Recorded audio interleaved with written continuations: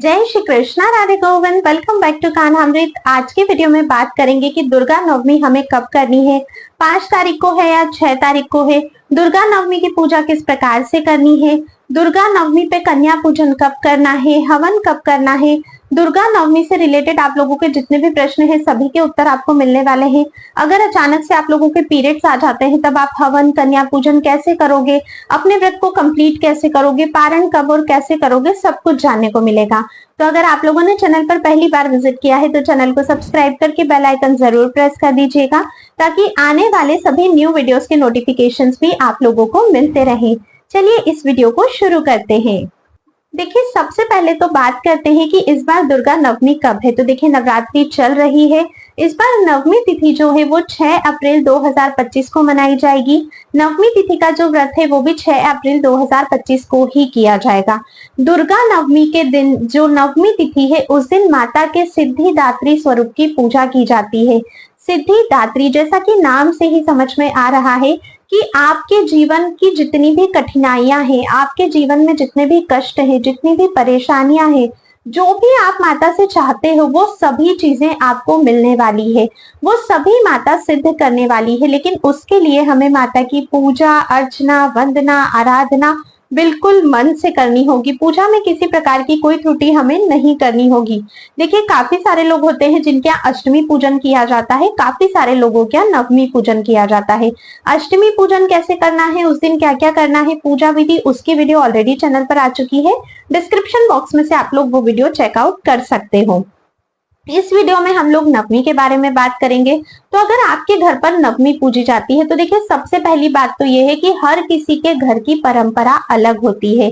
जैसी आपके कुल की रीति चली आ रही है उसी प्रकार से आप लोगों को पूजा करनी चाहिए। ऐसा नहीं कि किसी का कुछ सुनकर आप लोग रीतियां बदलने लगे, ऐसा नहीं होता है।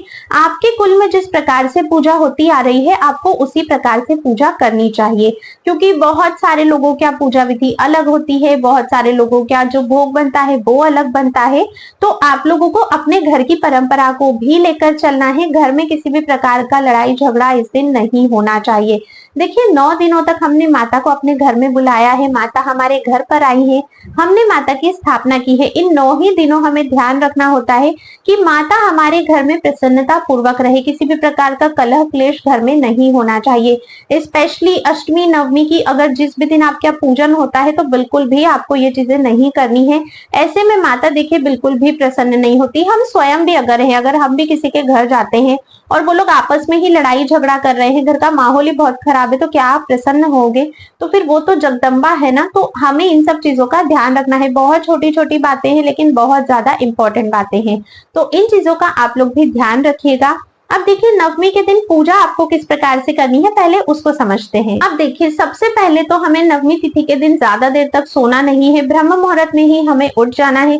जो लोग व्रत कर रहे हैं वो तो पूरे नवरात्रि के 9 दिनों तक ही ब्रह्म मुहूर्त में उठते हैं। ब्रह्म मुहूर्त का जो समय होता है वो आपके यहाँ जब भी सूर्योदय हो रहा है उससे 1.5 घंटा पूर्व का रहता है। अच्छे से स्नान आदि करके साफ स्वच्छ वस्त्र पहन के आप लोग रेडी हो जाइए। उसके बाद जहां पर भी आपने माता रानी की स्थापना की है वहां पर जाइए। माता रानी को, कलश को, अखंड जोत को, जवारे को, किसी भी चीज को हिलाना नहीं होता है। हल्के हल्के तरीके से ही दूर दूर से ही आप पूरे चौकी की जो है वो सफाई कर लीजिए। अच्छे से जो भी फूल है पुराने हो गए हैं उन्हें हटा दीजिए और बिल्कुल अच्छे से साफ सफाई कर लीजिए।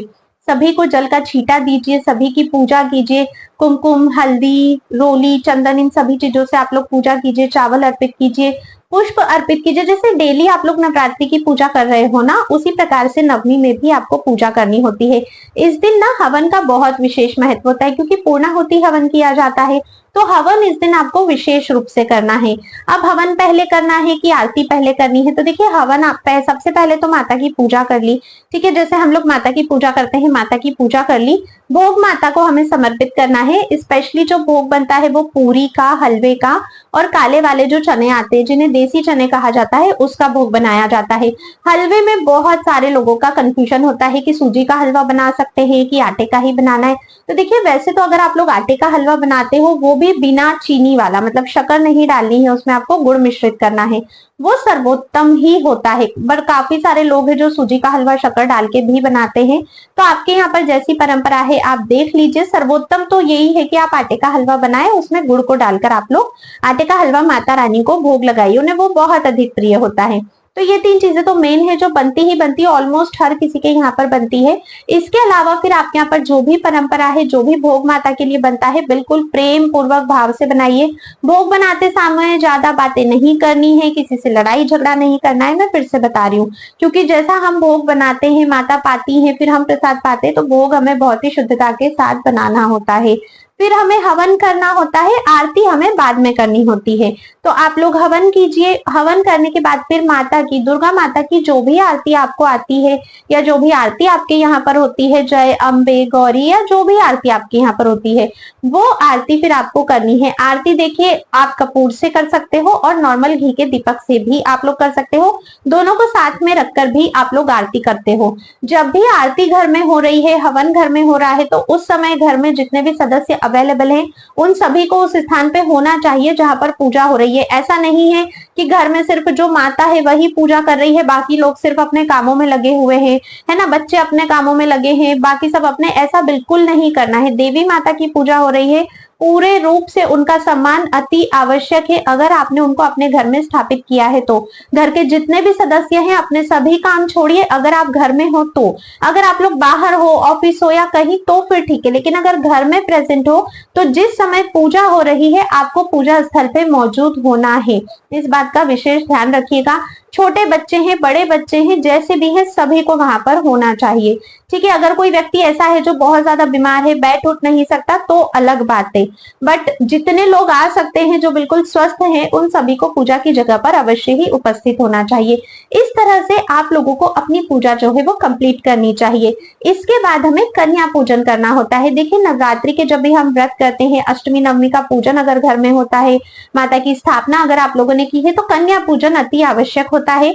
सब कुछ होने के बाद, पूजा हो गई, भोग हो गया, हवन हो गया, आरती हो गई, इन सभी के बाद कन्या पूजन करना चाहिए। कन्या पूजन भी सही तरीके से अगर हम करते हैं तभी हमें उसका पूर्ण फल प्राप्त होता है और हमारे व्रत जो है वो कंप्लीट होते हैं। कन्या पूजन की क्या विधि है, किस तरह से करना चाहिए, वीडियो ऑलरेडी चैनल पर आ गया है, आप लोग उसे चेकआउट करिएगा, डिस्क्रिप्शन बॉक्स में लिंक मिल जाएगा। काफी सारे लोगों का प्रश्न होता है कि हमें कन्याएं नहीं मिल रही है तो हम क्या करें, उस पर भी मैंने ऑलरेडी वीडियो बनाया है, लिंक आप लोग डिस्क्रिप्शन बॉक्स में से चेक कर सकते हो। हर चीज मैंने पहले से पहले आप लोगों को बताई है, बस आप लोगों के उसको श्रद्धा पूर्वक करने की देर है। तो फिर आपको कन्या पूजन पूरे विधि विधान के साथ करना होता है। कन्या पूजन करने के बाद ही आपकी जो नवमी की पूजा होती है वो सही मायनों में कंप्लीट होती है। और देखिए कन्या पूजन भी ऐसा नहीं है कि दोपहर में कर रहे हो, शाम को कर रहे हो, जब आपके यहाँ पर पूजा हुई है, जब आपके यहाँ पर हवन आरती हुई है, ठीक उसके बाद ही आपको कन्या पूजन करना होता है। उसके बाद ही घर के बाकी लोग जो है उस प्रसाद को ग्रहण करते हैं। अब सबसे इंपॉर्टेंट बात, अगर आपने व्रत किया है, मान लीजिए 9 दिन के व्रत किए हैं, सिर्फ अष्टमी या नवमी का व्रत किया है, पहले या आखिरी दिन का व्रत किया है, जैसा भी व्रत आपने किया है, पारण आपको नेक्स्ट डे ही करना है, दशमी तिथि में। काफी सारे लोगों के यहाँ पर ऐसा होता है कि अष्टमी की पूजा हो गई, हवन हो गया, तो अब माता चली गई है, अब हम पारण कर सकते हैं। तो देखिए ऐसा नहीं होता है। नवरात्रि 9 दिन और 9 रातों की होती है और पूरे 9 दिन और 9 रातों के लिए ही माता हमारे यहाँ पर आती है, इस धरती पर निवास करती है। तो व्रत का पारण जो है वो आपको विसर्जन के बाद ही करना है। जब हम लोग कलश विसर्जन करते हैं, चौकी विसर्जन करते हैं, उसके बाद ही व्रत का पारण किया जाता है, जो दशमी तिथि में होता है। तो नवरात्रि का आप पूजन वगैरह सब कुछ कर लीजिए। अगर आपने व्रत किया भी है तो जो प्रसाद आपने माता के लिए बनाया है या तो आप रख सकते हो, नेक्स्ट डे पारण के लिए करते हो, लेकिन वैसे भी पारण के टाइम पर हमें नया भोग बनाना ही पड़ता है। तो आप इस दिन भी जैसे अपने 9 दिनों के व्रत कर रहे थे वैसे ही आपको व्रत करना है, पारण आपको नेक्स्ट डे ही करना है। पारण कैसे करना है, कब करना है, कलश विसर्जन कब करना है, चौकी विसर्जन कब करनी है, कैसे करनी है, जितनी भी सामग्री हमारी चौकी पर थी उन सभी का हमको क्या करना है, इसके लिए मैं एक दूसरा वीडियो बनाऊंगी, वो आप लोग जरूर चेकआउट कर सकते हो। आज की वीडियो में बस हमने नवमी के बारे में बात की थी। अगर आपके कोई भी प्रश्न है, कोई भी डाउट है, तो आप लोग मुझे कमेंट करके पूछ सकते हो। मैंने सारी चीजें इस वीडियो में कवर करने की कोशिश तो की है, पर हो सकता है मुझसे कुछ छूट गया हो, तो बिल्कुल आप लोग मुझसे पूछ सकते हो। अगर थोड़ा भी वीडियो आपको पसंद आया है तो इसे अपने मित्रों को और उन सभी को शेयर कीजिए जिन्हें भी इस इन्फॉर्मेशन की आवश्यकता है। वीडियो को लाइक जरूर कीजिएगा, कमेंट बॉक्स में जय माता दी लिखना मत भूलिएगा। अब मैं आप सभी से नेक्स्ट वीडियो में मिलूंगी, तब तक के लिए राधे राधे।